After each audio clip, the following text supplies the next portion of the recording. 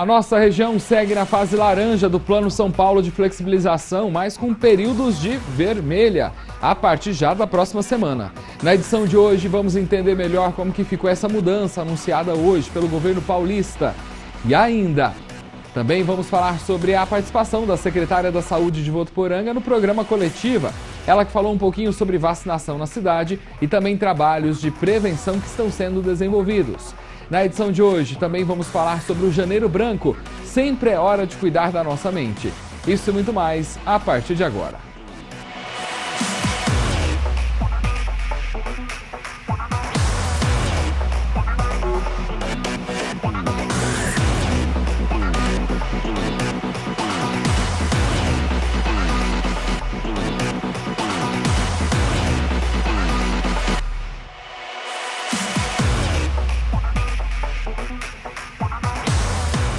Boa noite.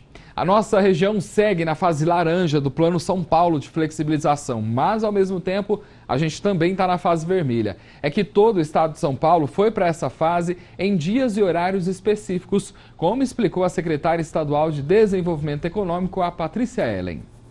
Nós estamos atuando aqui com 3 conjuntos de medidas. O primeiro é o endurecimento do parâmetro de taxa de ocupação para a classificação das regiões na fase vermelha. Até hoje, a regra vigente era de 80% de ocupação, agora passa a ser 75%. A segunda medida é que nenhuma regional de saúde poderá ser classificada nas fases amarelas e verde até o dia 8 de fevereiro. Além disso, nós também estaremos operando com o modelo de fase vermelha em todo o estado, entre 20 horas, entre 8 da noite e 6 da manhã, todos os dias da semana. E nos próximos 2 fins de semana, não esse, para evitarmos mal entendido novamente, não esse, no fim de semana do dia 30 e 31, no fim de semana do dia 6 e 7 de fevereiro. Esses são os 3 conjuntos de medidas que nós estamos aplicando. Então vamos entender um pouquinho melhor, né, como que vai funcionar essa fase vermelha aqui para a nossa região a partir de segunda-feira. Isso ao mesmo tempo que a gente está na nossa fase amarela. Então vamos ver como que funciona, né? A fase vermelha, ela vai ocorrer sempre a partir de segunda-feira pelos próximos 15 dias, das 8 da noite às 6 da manhã, tá? E aos finais de semana. Então, nesse período aqui, só pode funcionar os serviços essenciais. Entre eles estão padarias, mercados, farmácias, postos de combustíveis e bancos. Se não for considerado essencial, ele tem que fechar então, né? Não pode abrir. Como bares, restaurantes, que até então o restaurante podia abrir num horário diferenciado aí na fase laranja, nem isso vai poder nesse período. Entre 8 da noite e 6 da manhã de segunda a sexta. E o comércio, por exemplo, tem um impacto maior aos finais de semana. Porque nos próximos fins de semana, sem ser agora, nos próximos, né? Como a Patrícia explicou, que é o do dia 30 e depois lá o do dia 7 de fevereiro, as lojas não poderão abrir. Tá bom? A secretária e Patrícia Ellen também explicou por que essas medidas precisaram ser tomadas antes até do previsto novamente. Que a evolução de pacientes internados em leitos de UTI Covid nas últimas 2 semanas. Nós vemos que houve um acréscimo de quase 1.000 pacientes em 2 semanas. Então foi um movimento muito atípico, um crescimento, infelizmente, fruto exatamente do descumprimento das medidas restritivas. Nós já dissemos também que o descumprimento de poucos acaba impactando muitos, porque essas pessoas voltam para casa e contaminam seus familiares. Mas nós temos também aqui o dever hoje de adotar novas medidas, porque sem novas medidas restritivas e com esse comportamento que nós acompanhamos nas últimas semanas, nós vemos que nós teríamos em 28 dias o que aconteceria é que o Estado poderia ter um esgotamento de leitos UTI Covid. Isso é o que a gente não quer, né? A nossa região, infelizmente, já está sentindo esse impacto. Votuporanga chegou há alguns dias na Santa Casa, não tem nem vaga na UTI. Rio Preto também chegou à beira disso, então por isso que cada um tem que fazer a sua parte. Por falar nesses números, a gente vai atualizar então as internações dos 2 hospitais de Votuporanga, internações por conta da Covid-19. A gente começa pela Santa Casa, que é o principal hospital e que também recebe toda a nossa região. Lá nós temos 14 vagas disponíveis na UTI para Covid. 13 delas já estão ocupadas, com 9 pessoas utilizando respiradores. No quarto tem 16 pessoas. né? Hoje teve uma alta hospitalar, então desde março do ano passado até agora são 891 altas acumuladas. Não teve nenhuma morte hoje causada pela Covid por lá. A gente também tem os números, né, que foram passados pelo Hospital Unimed, que é um outro hospital que atende, no caso, convênios e particulares aqui em Votuporanga. Lá nós temos uma pessoa que está internada na UTI com Covid-19 e outras 4 que estão em ala. Então, em Votuporanga hoje, a gente tem 14 pessoas internadas na UTI, juntando aí os 2 hospitais. E uma notícia que a gente deu essa semana e que vai ajudar, além, claro, nesse primeiro momento da prevenção que a gente está fazendo, é a questão da vacinação, né? Inclusive, a vacinação contra a Covid-19 aqui em Votuporanga é o destaque do programa deste sábado do Coletiva. Nós recebemos a secretária de Saúde, Ivonete Félix do Nascimento, que falou um pouquinho sobre isso. Serão 60 minutos de bate-papo. A secretária respondeu diversas perguntas sobre a vacinação contra a Covid-19, que começou em Votuporanga no dia 20 de janeiro. Também falou sobre a situação epidemiológica na cidade e as ações que vêm sendo desenvolvidas. Informações que são importantes para contribuir no processo de conscientização da população. É o momento de levarmos informações sobre os devidos cuidados para evitar o contágio da doença e também depois, à medida que vão se ampliando a vacinação dos grupos prioritários, a imprensa tem um papel fundamental em orientar, porque a imprensa consegue chegar num grande público que talvez sem esse recurso nós não chegaríamos. A atração é apresentada por Fabiola Fiorentino e também por mim, Wender Rodrigues. Exibida inédita aos sábados, ela tem reexibição aos domingos e também durante a semana.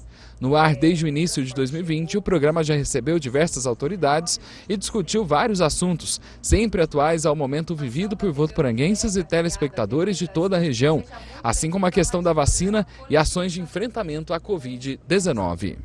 A TV Unifev é a TV de Votuporanga, então o nosso objetivo é prestar esse serviço e levar o maior número de informações a toda a comunidade. A gente tenta trazer aqui toda semana lideranças no assunto, principalmente na área da pandemia, que é aí o que a gente mais está aflito, né, por novidades e por essas doses da vacina. Então nós tivemos esse momento importante em Votuporanga, no último dia 20 de janeiro, e a gente recebeu aqui para falar sobre isso a secretária municipal de saúde. No segundo dia, logo depois da chegada dessas doses, ela esteve nos estúdios da TV Unifev e foi um momento muito rico de informações.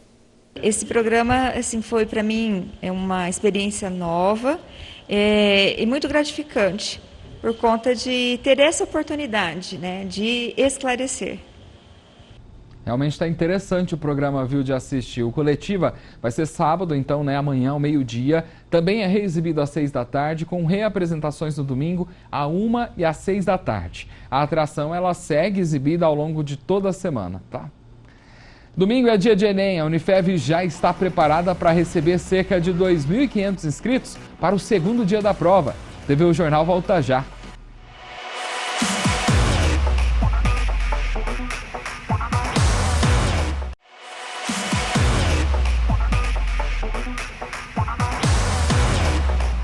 Estamos de volta com o TV O Jornal e direto para a previsão do tempo. Olha, a previsão de chuva continua para os próximos dias, só que um pouco mais escassa, tá? Segundo os meteorologistas. Para amanhã, Votuporanga e Álvares Florence vão ter as mesmas temperaturas.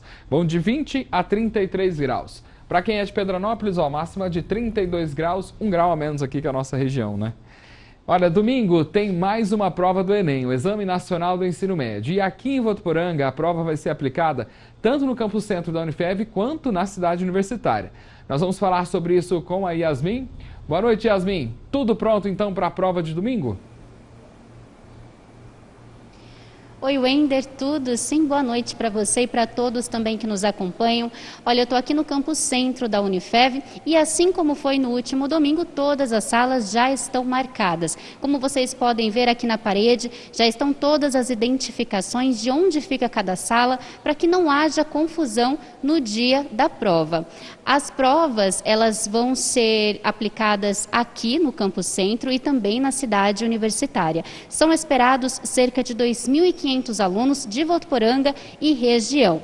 Outra marcação também que eu não falei no início é a marcação do chão que foi feito nas salas de aula para que as pessoas respeitem o distanciamento social. Em razão da atual pandemia em que vivemos da Covid-19, todo o protocolo do exame precisou ser alterado e várias regras precisam ser seguidas, para a segurança de todos, além daquelas habituais que a gente já conhece, como o uso da máscara. Conforme informações do INEP, são disponibilizadas máscaras de proteção individual a todos os estudantes e também colaboradores, além do álcool em gel que foi disponibilizado em todas as salas de aula. E para evitar aglomerações, Wender, foi reduzida a capacidade de alunos em cada sala para que pudesse haver um maior distanciamento entre eles. Todas essas medidas, segundo o INEP, elas devem ser cumpridas rigorosamente, senão o candidato pode ser até mesmo eliminado. Wender, volto com você. Muito obrigado, Yasmin. O nosso desejo de boa prova para todo mundo. Não vai esquecer o documento oficial com foto, a caneta esferográfica lá transparente de tinta preta e, claro, a máscara, tá bom? Boa sorte para todo mundo. E em tempos de pandemia, os cuidados com a saúde mental é fundamental para a gente ter uma vida mais saudável e equilibrada. Por isso, a campanha Janeiro Branco está buscando orientar as pessoas sobre isso e ajudar nessa busca de soluções de problemas como a ansiedade, que se tornaram tão comuns. A campanha Janeiro Branco tem por objetivo chamar a atenção das pessoas para as questões e necessidades relacionadas à saúde mental e emocional das pessoas e das instituições humanas. Segundo especialistas, o Brasil é o país com a maior taxa de pessoas com ansiedade no mundo e o quinto em casos de depressão. Ainda segundo os especialistas, cerca de 9,3% dos brasileiros possuem algum tipo de transtorno de ansiedade e 5,8% convive com a depressão.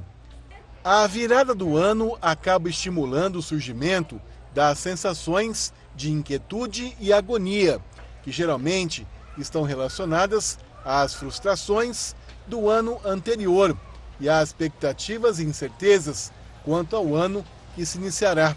No momento em que nós estamos vivendo, por conta da pandemia, muitos fatores estressores vieram aí para corroborar com a depressão, a ansiedade, como, por exemplo, o isolamento social, a falta do contato com as pessoas, porque nós, brasileiros, nós somos calorosos, E o Janeiro Branco, ele está aí para fazer com que a gente pare para pensar na nossa saúde mental e emocional, porque muitas vezes a gente não dá a devida atenção, Sempre acha que é só um estresse, é só uma preocupação boba e deixa de lado, mas isso não deixa de afetar, as nossas vidas. A psicóloga explica ainda que algumas iniciativas podem ajudar a controlar e diminuir a ansiedade e a depressão. Primeiramente, a gente tem que estar sempre atento aos sinais. A gente não deve achar que só porque a gente está estressado é uma coisa boba. A gente tem que estar atento. Se cobrar menos, ter momentos de lazer, reservar momentos do seu dia para ler, para ouvir uma música, até mesmo para fazer chamadas de vídeo com pessoas que tenham vontade. Os alimentos têm um papel fundamental na nossa saúde mental. Alguns deles podem ajudar na produção de algumas substâncias do nosso corpo que são fundamentais para o nosso bem-estar. O nutricionista David Ferreira explica quais são os alimentos mais indicados para uma saúde mental equilibrada. No caso, é uma alimentação balanceada, que a pessoa precisa ter, consumir bastante frutas, vegetais, principalmente aí frutas cítricas, Alguns alimentos em específico que contêm também ômega 3, que ajuda bastante, a linhaça, chia, peixes, de preferência aí de água salgada, Eles ajudam bastante a controlar, a ansiedade, porque não vai conseguir curar ela nem tratar com alimentação, mas você pode ajudar a amenizar com uma alimentação mais balanceada. Por outro lado, ele fala sobre os alimentos que devemos evitar consumir.